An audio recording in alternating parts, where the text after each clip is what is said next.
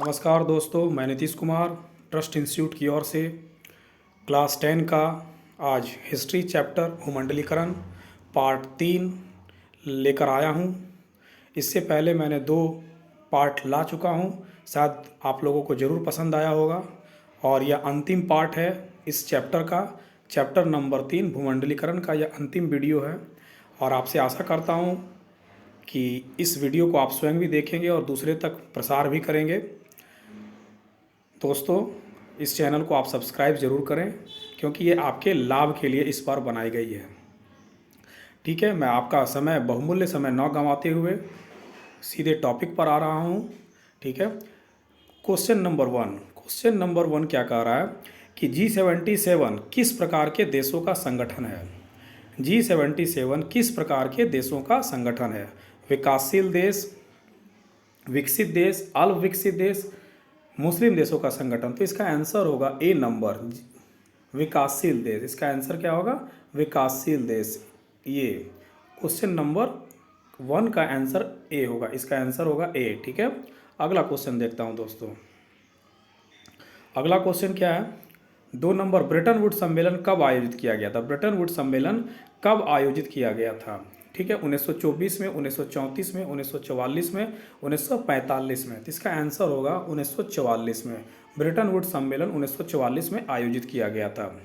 अगला क्वेश्चन, विश्व बैंक और अंतर्राष्ट्रीय मुद्रा कोष कब से काम करना शुरू किया था? ठीक है, इसका ऑप्शन है 1945 ईस्वी में, 1946 ईस्वी में, 1947 ईस्वी में, 1950 ईस्वी में। तो इसका आंसर होगा 1947 में। ठीक है, विश्व बैंक और अंतर्राष्ट्रीय मुद्रा कोष जो है 1947 में काम करना प्रारंभ कर दिया था। अगला क्वेश्चन देखता हूं दोस्तों, विदेशी व्यापार में लाभ और घाटे से निपटने के लिए किस संगठन की स्थापना की गई थी?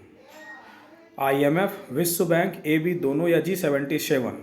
ठीक है, इसका आंसर होगा IMF। इसका आंसर क्या होगा? IMF। ठीक है, इसका IMF होगा। अगला क्वेश्चन जो है वो, युद्धोत्तर अंतर्राष्ट्रीय व्यवस्था को अक्सर क्या कहा जाता है? युद्धोत्तर अंतर्राष्ट्रीय व्यवस्था को अक्सर क्या कहा जाता है? ब्रेटन वुड्स व्यवस्था, G77, नई अंतर्राष्ट्रीय आर्थिक प्रणाली या बृहत उत्पादन प्रणाली? तो युद्धोत्तर अंतर्राष्ट्रीय व्यवस्था को अक्सर क्या कहा जाता है? ब्रेटन वुड्स व्यवस्था। इसको क्या कहा जाता है? ब्रेटन वुड्स व्यवस्था। ऑप्शन 5 का क्वेश्चन नंबर 5 का 5 का ए नंबर होगा। अगला क्वेश्चन देखता हूँ, विश्व बैंक और IMF में किसे वीटो शक्ति प्राप्त है? अमेरिका को, जर्मनी को, इटली को या ब्रिटेन को? इसका आंसर होगा ए नंबर को, अमेरिका को वीटो शक्ति प्राप्त है। सबसे ज़्यादा शेयरधारिता इसी का है, 14% के लगभग है। अगला क्वेश्चन देखता हूँ 7 नंबर। ठीक है, ब्रेटन वुड्स व्यवस्था किस विनिमय दर पर आधारित थी? स्थिर विनिमय, परिवर्तनशील विनिमय दर, दोनों या वस्तु विनिमय? तो इसका आंसर होगा ए नंबर, स्थिर विनिमय दर। इसका आंसर होगा स्थिर विनिमय दर। ठीक है, इसका आंसर क्या होगा? स्थिर विनिमय दर। दोस्तों, ब्रेटन वुड्स व्यवस्था किस विनिमय दर पर आधारित थी? तो स्थिर विनिमय दर, थी वर्ड यूज कर रहा हूं मैं। अभी वर्तमान में परिवर्तनशील विनिमय दर पर आधारित है। पहले थी स्थिर विनिमय दर पर, अभी परिवर्तनशील विनिमय दर पर आधारित है। ठीक है, वर्तमान में। ठीक है, अगला क्वेश्चन देख रहे हैं, ब्रेटन वुड्स व्यवस्था के तहत $1 की कीमत कितनी निर्धारित की गई थी? 35 ऑन्स। ब्रेटन वुड्स व्यवस्था $1 की कीमत कितनी निर्धारित की गई थी? ठीक है, 35 अंश। 35 अंश, यहाँ दोस्तों थोड़ा सा टाइपिंग में मिस्टेक हुआ है। 35 अंश सोने। ठीक है, क्या 35 अंश सोने, 45 अंश सोने, 65 अंश सोने या 55 अंश सोने? इसका आंसर होगा ए नंबर। इसका आंसर होगा क्या? ए। ठीक है, 35 अंश सोने के बराबर। $1 की कीमत कितनी निर्धारित की गई थी? 35 अंश सोने के बराबर। अगला क्वेश्चन देखता हूं दोस्तों, विश्व बैंक और IMF को संयुक्त रूप से किस अन्य नाम से भी जाना जाता है? तो इसका क्या होगा? ठीक है, ब्रेटन वुड्स संस्थान, ब्रेटन वुड्स जुड़वा संस्थान, ब्रेटन वुड्स की जुड़वा संतान, ब्रेटन वुड्स ट्विन, इनमें से सभी? तो इसका आंसर होगा इनमें से सभी। इसका आंसर क्या होगा? इनमें से सभी। ठीक है, अगला क्वेश्चन देखते हैं, अंतर्राष्ट्रीय पुनर्निर्माण और विकास बैंक, अंतर्राष्ट्रीय पुनर्निर्माण और विकास बैंक को किस अन्य नाम से भी जाना जाता है? विश्व bank, IMF, Asian development bank और ब्रिक्स बैंक? ठीक है, इसका आंसर होगा विश्व बैंक। ठीक है, इसका आंसर होगा विश्व बैंक। ठीक है, 10 का ए होगा। अगला क्वेश्चन, युद्धोत्तर अंतर्राष्ट्रीय आर्थिक व्यवस्था का मुख्य उद्देश्य क्या था? ठीक है, आर्थिक स्थिरता, पूर्ण रोजगार, ए बी दोनों, या समानता लाना। इसका आंसर होगा सी नंबर, ए बी दोनों। मतलब युद्धोत्तर अंतर्राष्ट्रीय आर्थिक व्यवस्था का मुख्य उद्देश्य था आर्थिक स्थिरता लाना और पूर्ण रोजगार। अगला क्वेश्चन 12 नंबर, ब्रेटन वुड्स नामक स्थान कहाँ स्थित है? अमेरिका में है, या ब्रिटेन में है, या फ्रांस में है, या जर्मनी में है? तो ये स्थान जो है वो अमेरिका में है। ठीक है, ब्रेटन वुड्स स्थान कहाँ है? न्यू हैम्पशायर में है। ठीक है, अमेरिका के। अगला क्वेश्चन, रूस ने हिटलर पर कब रूस पर हिटलर का हमला कब हुआ था? जुलाई 1948, जुलाई 1941, जुलाई 1942, या जुलाई 1943? तो इसका आंसर होगा बी नंबर, जुलाई 1941 में। ठीक है, अगला क्वेश्चन देखता हूं दोस्तों, द्वितीय विश्व युद्ध में कितने लोग मारे गए थे? 6 करोड़ लोग, 7 करोड़ लोग, 8 करोड़ लोग, 9 करोड़ लोग? इसका आंसर होगा 6 करोड़ लोग, ऑप्शन नंबर ए। ठीक है दोस्तों, ये सारे क्वेश्चन एनसीईआरटी बुक क्लास 10 से निकाले गए हैं। ठीक है, अगला क्वेश्चन, इनमें से कौन धुरी राष्ट्र में शामिल नहीं है? इनमें से कौन धुरी राष्ट्र में शामिल नहीं है? ब्रिटेन, अमेरिका, फ्रांस, इनमें से सभी? इसका आंसर होगा इनमें से सभी। ये सभी जो तीनों हैं ये मित्र राष्ट्र हैं। ये कैसे राष्ट्र हैं? मित्र राष्ट्र हैं, इसलिए ये सब आंसर इसमें इनमें से सभी होगा। ठीक है, मित्र राष्ट्र हैं। ठीक है, अगला क्वेश्चन देख रहे हैं, द्वितीय विश्व युद्ध में 6 करोड़ लोग मारे गए थे। यह 1939 की जनसंख्या का कितना प्रतिशत था? इसका आंसर होगा ए नंबर, 3%, या 4%, या 5%, या 6%? इसका आंसर होगा 3%। इसका आंसर क्या होगा? 3%। इसका आंसर होगा 3%। ठीक है, अगला क्वेश्चन देखता हूं। ठीक है, द्वितीय विश्व युद्ध कितने साल तक चला था? द्वितीय विश्व युद्ध कितने साल तक चला था? 6 साल, 4 साल, 5 साल, 3 साल? तो इसका आंसर होगा ए नंबर, 6 साल तक चला था। द्वितीय विश्व युद्ध 6 साल तक चला था। अगला क्वेश्चन, इनमें से कौन मित्र राष्ट्र में शामिल नहीं है? ठीक है, जर्मनी, जापान, इटली, इनमें से सभी? इनमें से सभी जो है ये मित्र राष्ट्र में शामिल नहीं थे, इसलिए इसका आंसर होगा डी नंबर। ये सभी जो हैं तीनों राष्ट्र ये धुरी राष्ट्र कहलाते थे। कैसे राष्ट्र कहलाते थे? धुरी राष्ट्र। कैसे राष्ट्र? धुरी राष्ट्र कहलाते थे। ठीक है, अगला क्वेश्चन देखते हैं दोस्तों, 19 नंबर, नाथसी जर्मनी को हराने में किस देश की जनता ने भारी कुर्बानी दी थी? अमेरिका की जनता ने, सोवियत संघ की जनता ने, ब्रिटेन की, या फ्रांस की? ठीक है, तो इसका आंसर होगा बी नंबर, सोवियत संघ की जनता ने भारी कुर्बानी दी थी। ठीक है, अगला क्वेश्चन दोस्तों 20 नंबर, उस अधिकार के सहारे एक ही सदस्य की असहमति किसी भी प्रस्ताव को खारिज करने का आधार बन जाती है, क्या कहलाती है? ठीक है, इसका आंसर क्या होगा? वीटो पावर कहलाएगा, या तानाशाही कहलाएगा, या विशेष आहरण अधिकार कहलाएगा, या इनमें से सभी होगा? ठीक है, तो इसका आंसर होगा veto power, option number A. ठीक है, इसका 20 का ए नंबर होगा। अगला क्वेश्चन, औद्योगिक राष्ट्रों में आर्थिक संकट से उबरने के संकेत कब से दिखाई देने लगे थे? 1935, 1934, 1936, 1937? तो इसका आंसर होगा ए नंबर, 1935 से आर्थिक संकट 1929 की जो आर्थिक संकट थी वो 1935 तक लगभग खत्म होने का प्रक्रिया शुरू हो गई थी और संकेत दिखने लगा था।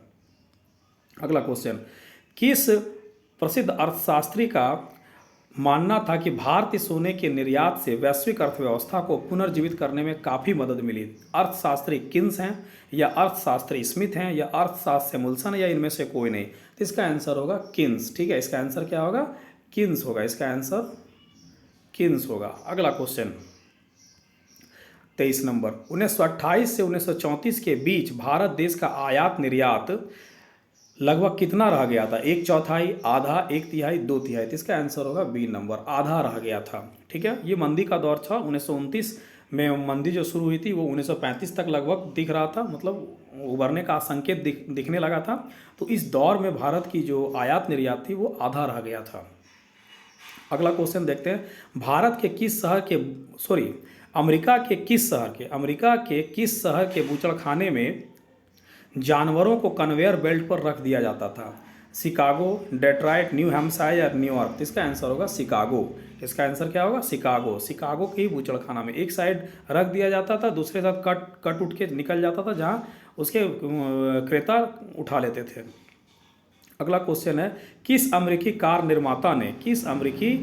निर्माता ने शिकागो के असेंबली लाइन की तर्ज पर डेट्रॉइट में अपने कारखाने में भी असेंबली लाइन स्थापित की थी? हेनरी फोर्ड थे, या हेनरी मॉर्स थे, या हेनरी क्लाइव थे, या MW राइफर थे? तो इसका आंसर होगा ए नंबर, हेनरी फोर्ड। इसका आंसर क्या होगा?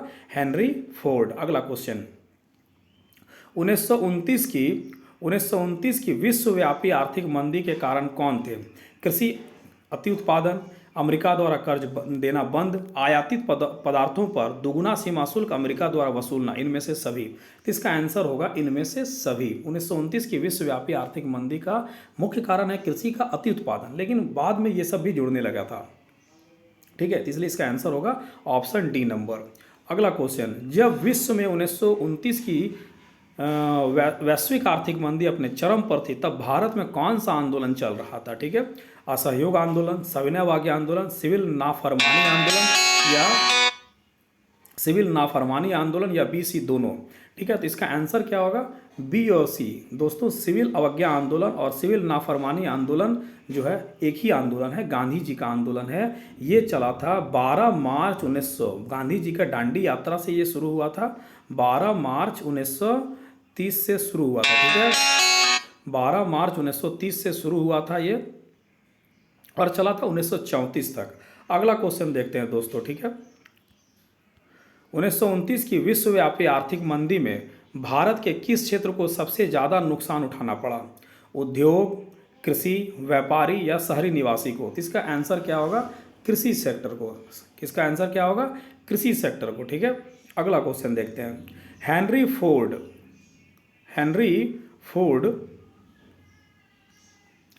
हेनरी फोर्ड के कारखाने की असेंबली लाइन से हर कितने मिनट पर एक कार तैयार होकर निकलने लगी थी? 5 मिनट पर, 8 मिनट पर, 10 मिनट पर, या 3 मिनट पर? इसका आंसर होगा 3 मिनट पर। इसका आंसर क्या होगा? 3 मिनट पर। अगला क्वेश्चन देखते हैं। 1928 से 1934 के बीच भारत में गेहूं की कीमत में कितने प्रतिशत की गिरावट दर्ज की गई थी? 25%, 30%, 50%, या 60%? तो इसका आंसर होगा 50%। गेहूं की कीमत में कितनी गिरावट दर्ज की गई थी? 50%। अगला क्वेश्चन, ब्रेटन वुड्स व्यवस्था ने किस राष्ट्र के लिए व्यापार और आय में वृद्धि के लिए एक अप्रतिम युग का सूत्रपात किया था? पश्चिमी औद्योगिक राष्ट्र, जापान, ए बी दोनों, या अफ्रीका? ठीक है, तो इसका आंसर होगा ए बी दोनों। पश्चिमी औद्योगिक राष्ट्र और जापान के लिए ब्रेटन वुड्स व्यवस्था उसके वृद्धि के लिए एक स्वर्णिम युग तैयार कर दिया था। अगला क्वेश्चन देखते हैं, 32 नंबर।